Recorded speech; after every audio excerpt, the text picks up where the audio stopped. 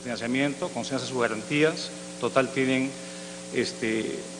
la concesión de parte que les ha otorgado el Ministerio de Energía y Minas.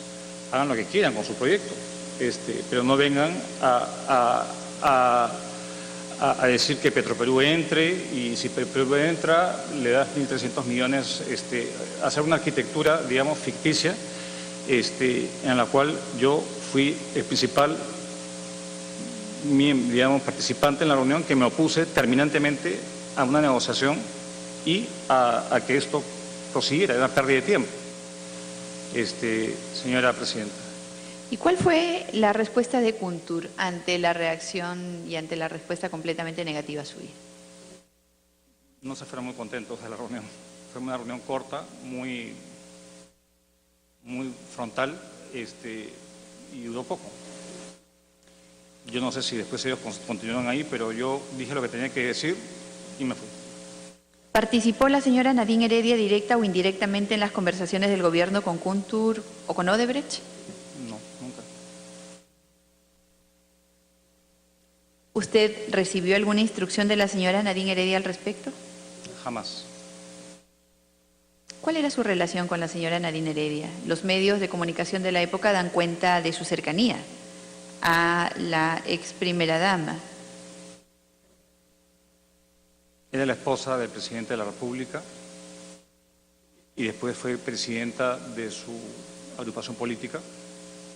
Mi relación con ella era, digamos, la que uno puede tener con una primera dama, digamos.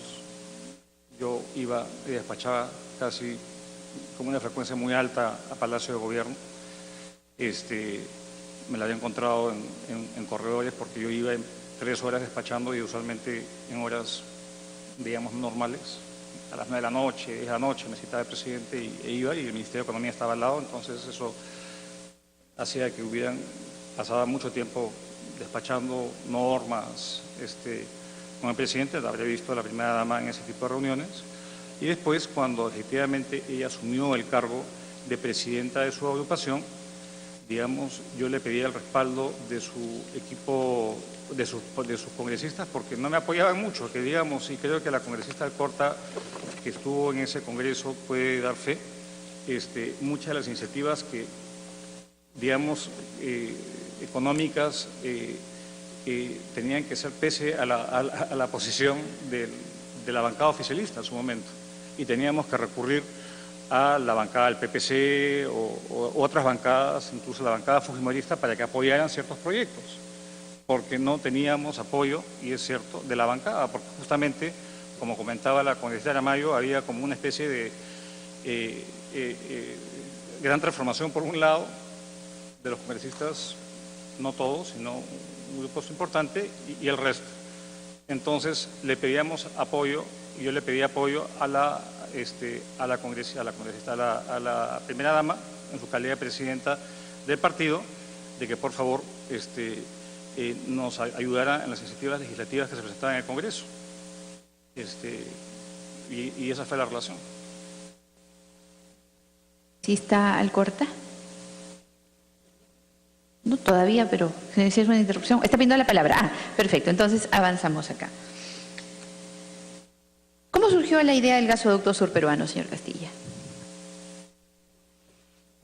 A ver, acá la idea surge, el planteamiento surge, lo que gatilló más mi atención en este proyecto, porque había muchos proyectos, fue el hecho de la vulnerabilidad que tenía el ducto de TGP, porque el ducto, ¿La qué? La vulnerabilidad. Ah, la vulnerabilidad que tenía el ducto de TGP, porque había habido rebrotes senderistas, terroristas, que podían poner en riesgo el 50% del suministro de energía del país. Y 5.000, si ese tubo, hubiera un atentado en ese tubo, como de hecho hubieron atentados, digamos, en Camisea, el costo de esa contingencia era gigantesco. En 4 o 5 días de interrupción del suministro, eso significaba pérdidas potenciales de $5.000 millones según distintos indicadores que pudieran haber. Entonces, era un tema de una contingencia enorme. Entonces, de ahí surge esta idea de la seguridad energética para darle una redundancia y un respaldo, es un seguro, a el 50% del suministro eléctrico del país. Eso por un lado. Por otro lado está la desconcentración del suministro de energía que está concentrado en el centro, básicamente Camisea, que iba hasta Chilca, y la hidroeléctrica de Mantaro. Digamos, eran los grandes proveedores de energía en el país, hidroeléctrica y térmica.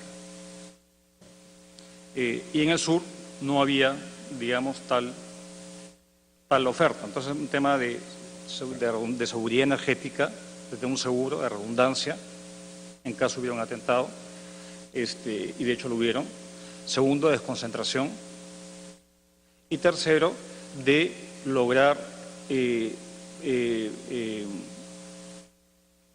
poner en valor las reservas que indicaban que existían en el área de Camisea, no solamente el lote 88, los distintos lotes que ahí existían, porque había la posibilidad de añadirle valor vía, digamos, construyendo un gasoducto hacia el sur y crear, digamos, una conversión industrial y lograr una diversificación del país y un motor de crecimiento en el sur del país que tradicionalmente ha sido el más deprimido de nuestro país. Entonces, en resumen, un tema de seguridad energética por las contingencias económicas. Segundo, un tema de desconcentración y una producción más eficiente.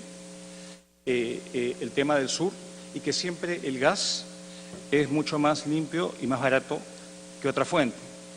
Hagamos memoria, que creo que en el contexto ayuda, que cuando se intentó promocionar una serie de proyectos hidroeléctricos en la selva, en la gestión del presidente García, no se pudieron hacer por el alto impacto ambiental que iban a tener, porque involucraban inundaciones por mucho tiempo. Entonces, había un tema real de suministro de energía diversificado, desconcentrado y eficiente. Y el gas, digamos, daba esas posibilidades. Entonces, es toda esta concepción que se hizo y cuando fracasó, obviamente, el intento fallido de esa empresa de querer involucrar a Petroperú y que el Estado diera recursos a una iniciativa privada, es que dijimos, no, hay que hacer un concurso, digamos, integral, que incluya el diseño, que incluya la construcción y que incluya la operación y mantenimiento por un periodo de tiempo. Y así nació. ¿Cuál fue su participación en la contratación directa del asesor integral para el proceso de promoción de la inversión Mejoras a la Seguridad Energética? Como consta, eso fue aprobado. Que como tú ves a todos nuestros pensionistas de las Fuerzas Armadas, son aquellos que cuando nosotros estábamos con nuestra familia, trabajábamos, estudiábamos, ellos ponían el pecho y ponían sus tiempos, dejaban a su familia de lado. Y lo que hubo en el gobierno del expresidente Humala fue un acto de injusticia, de querer partir en pensionistas de segunda clase, a quienes antes de un decreto famoso, ellos ya no podrían tener lo que correspondía a los demás. Entonces lo que se ha hecho en el Parlamento es simplemente justicia frente a un tema constitucional, que hoy día lo celebramos. Yo espero que el Ejecutivo no vaya al tribunal, pero ya lo hemos dicho, si es que hay que ir, tendremos que ir a defender. Se trabajó muchísimo también para esta ley, ¿no? Son gente que lo está esperando durante mucho tiempo. Las asociaciones y cada uno de los pensionistas han trabajado este esfuerzo durante meses, se han reunido, han hecho todo lo que han podido hacer, se han conversado, han movido, se han asesorado, han presentado propuestas y el Parlamento tampoco lo ha aprobado, lo ha hecho justamente con las pausas correspondientes para no entrar en un tema que después pueda caerse, ¿no? El propio Ejecutivo tuvo su momento para presentar una propuesta y no lo hizo, ¿no? Así que esperamos nosotros que no lo haga, pero si no, vamos a respaldar y defender nuestra norma. Muchas gracias, Juan. Gracias a usted. Muchas gracias. Señor presidente del Congreso, Luis Galarreta, adelante con ustedes en estudios. Congresista Galarreta, tómese una foto con las viudas. Congresista Galarreta. Directivo de Proinversión, aprobar la contratación, digamos, de esta consultoría el 12 de abril de 2013 en la sesión 516 como consta en el libro blanco del proceso. En la pregunta anterior, ¿de quién fue la idea del gasoducto como la ha descrito? ¿Suya? Donde yo tuve más incidencia fue en el tema de las contingencias económicas que pudiera haber y que no tuviéramos un suministro alternativo de energía. ¿La idea fue suya? La idea fue del ministro de Energía y Minas, del momento, el ministro Merino. Del ministro Merino. Él digamos, diseñó el concepto de este proyecto. ¿Usted solamente colaboró tangencialmente con lo que acaba de decir, con las contingencias? ¿Es así? Sí, es así, porque de hecho hay un estudio que hace, digamos, cuando se inicia el proceso, digamos, de incorporación de este proceso en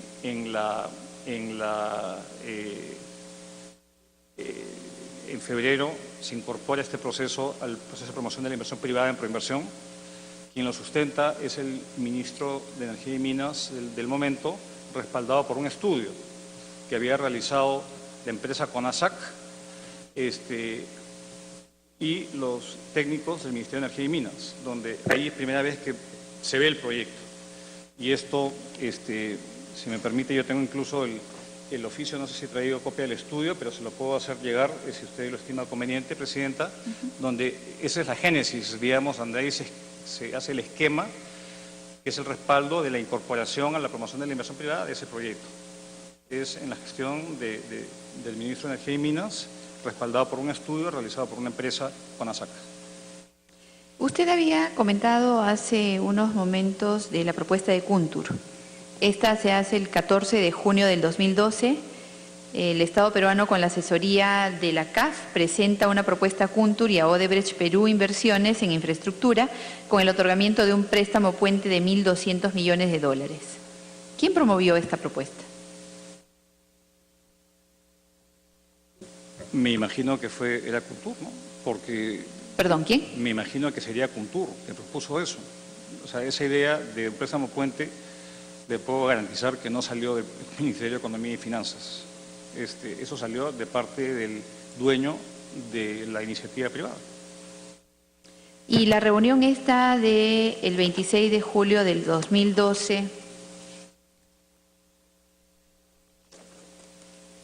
¿fue promovida por quién? Esta en la que le comunican a Kuntur para informarle que el Estado peruano había decidido licitar la concesión. A mí me convocó el ministro de Energía y Minas. ¿A usted lo convoca el ministro Merino?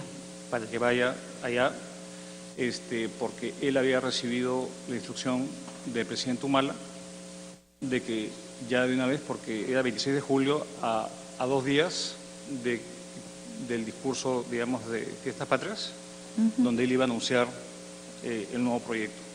Entonces, me imagino que por un tema de educación se le quería informar, digamos, al dueño de esa iniciativa privada de que el Estado iba a ir por otra vía.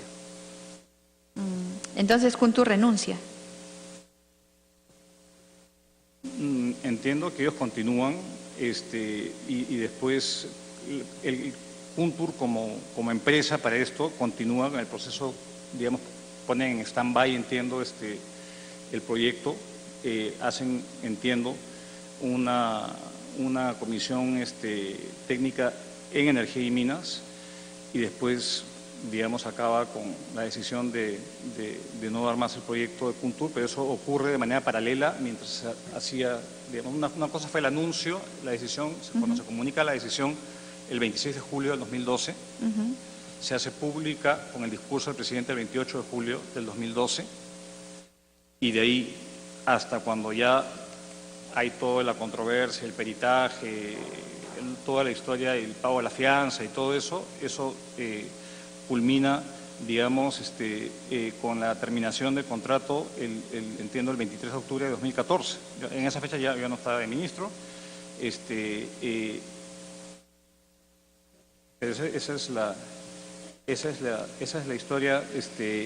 Después entiendo que se judicializa esto y continúa, digamos, hasta 2015, ya, digamos, con otra gestión de otros ministros. Evidentemente yo no estaba tampoco ya en el gobierno. Y ¿por qué no se hizo efectiva? El pleito era la devolución de la fianza. De la fianza. ¿Por qué no se hizo efectiva la carta fianza de Kuntur? No sabría decirle, señora presidenta. ¿Cuál es, en todo caso, la explicación que usted le da?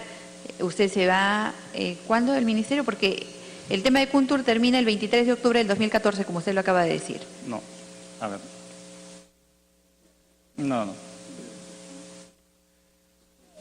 O sea, lo que pasa es que son dos cosas distintas que a veces uno se puede confundir. O sea, esta gente compra, le dan esa concesión de parte el 2008. Después, el 2011, cuando Duit sale, entra Odebrecht. Después ellos esperan que entre un nuevo gobierno y en el nuevo gobierno dicen, para yo poder viabilizar esto, requiero A, B, C, D, como ya lo he descrito. Y ahí el gobierno, el 26 de julio, le dice no. El presidente lo anuncia a la nación en su discurso. De ahí la historia, digamos, de esa concesión de partes, el detalle yo no lo conozco porque es un tema estrictamente del Ministerio de Energía y Minas. Cuando yo me involucro es cuando hay la incorporación del proyecto de seguridad energética y de gasoducto surperuano en mi calidad de presidente del Consejo Directivo de Preinversión.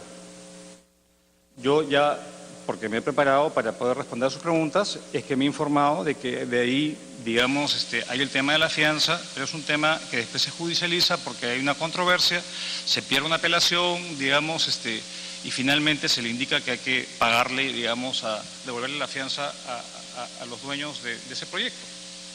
Pero, digamos, lo que yo puedo opinar, es lo que yo tengo información y participación, es cuando se incorpora el proyecto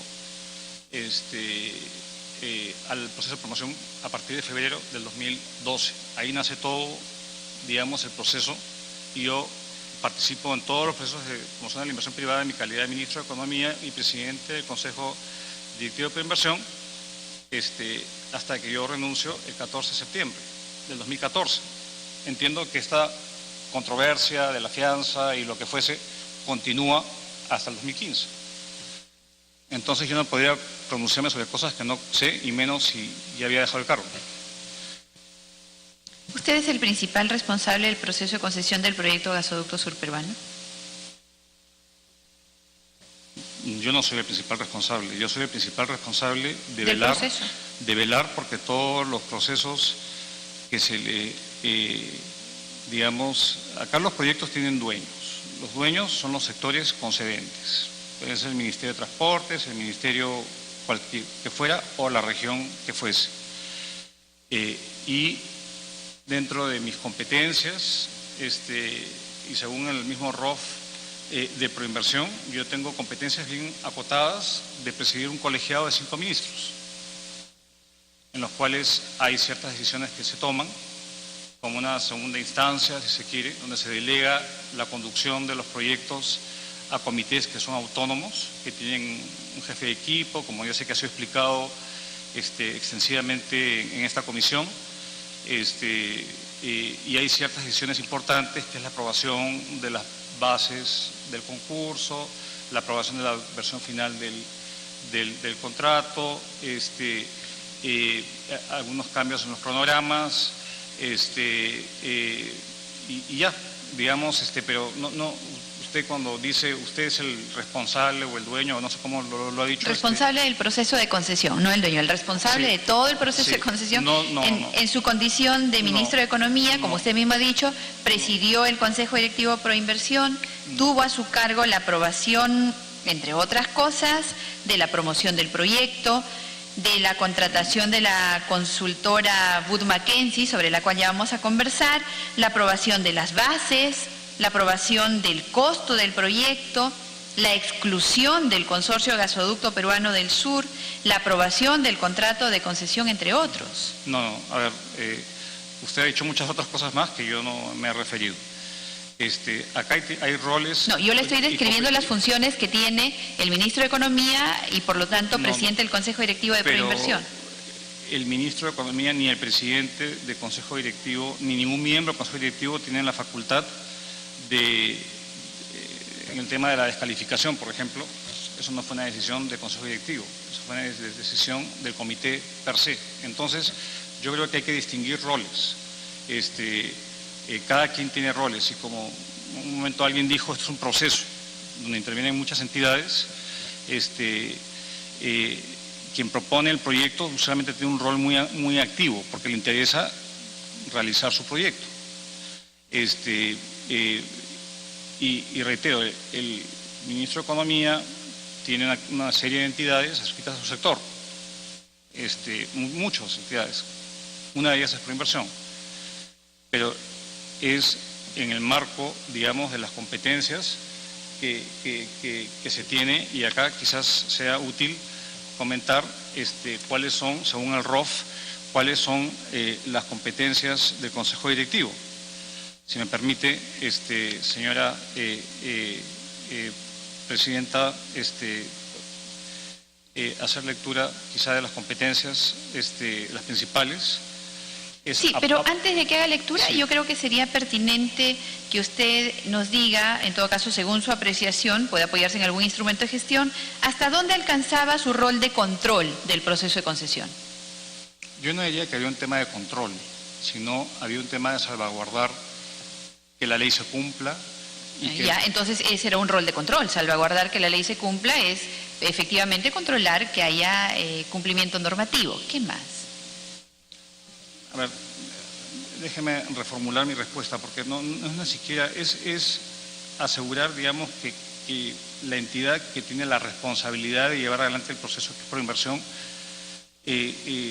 digamos, cumpla su objetivo, así como las múltiples otras OPs que los organismos públicos centralizados que están adscritos al Ministerio de Economía, como en mi calidad de presidente del Consejo Directivo, no habían órdenes, no habían directivas, sino había un esquema de división de trabajo y se actuaba como segunda instancia en caso hubieran preguntas o controversias o lo que fuese, y está definido claramente cuál es el rol. Se aprueban las políticas generales, digamos, y dentro de los proyectos está delineado cuál es la función.